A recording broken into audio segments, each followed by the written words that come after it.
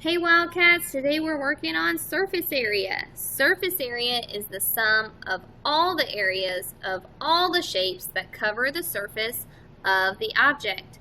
Let's take a look at the examples you have in your notebook and work through these together. If you'll notice on your paper we have three different columns. These columns have rectangular prisms, triangular prisms, and then pyramids. What I'd like to do is I would like to walk you through an example from each one of these columns and then give you an opportunity to try the two beneath it to see how you do on your own. Remember, if you have any questions or concerns while you work through these problems, you can always join the live session, join a help session, or email your teacher. Let's go and get started on rectangular prisms.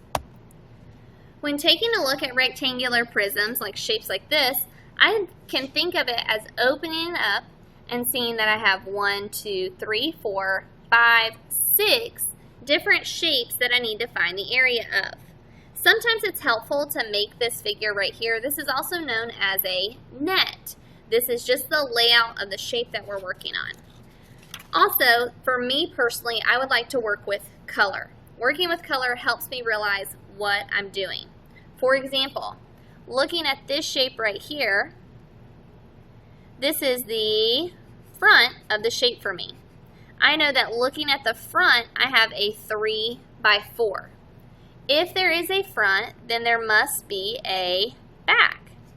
Looking at this figure, knowing there is a front and a back, I'm going to go ahead and set it up. Front and back equals.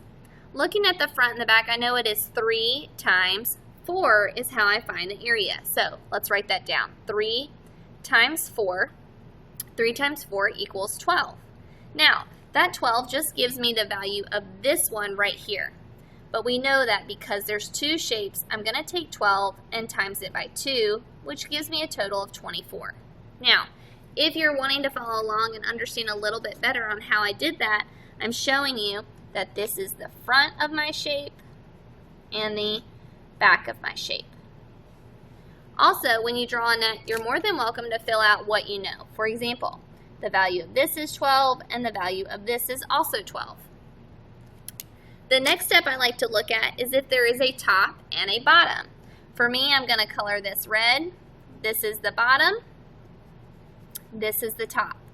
Looking at the dimensions, I see that it is 5 by 3. Top and bottom is a 5 by 3. 5 times 3 is 15. Now remember, I have two of these shapes, the top and the bottom, so I'm going to times that by 2, which gives me a total of 30. The goal here is to add all these shapes up. Again, this would be the bottom, this would be the top. Looking, I still have two shapes left over. This could be the left, and this could be the right. The left and the right. Looking at it, you can think of these as just the sides.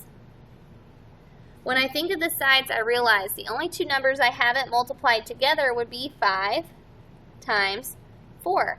And 5 times 4 gives me a total of 20. Because if there's a left, there's a right, I'm going to do 20 times 2, which gives me a total of 40. Now, my next step is I need to add all three sides together.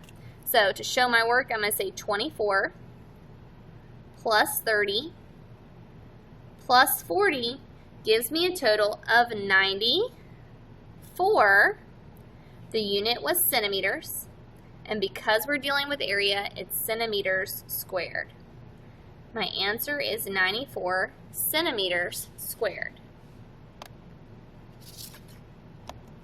At this time, I want you to try the two rectangular prisms below. Remember, it's the shapes directly underneath this one right here. So the bottom two right underneath the title, rectangular prism.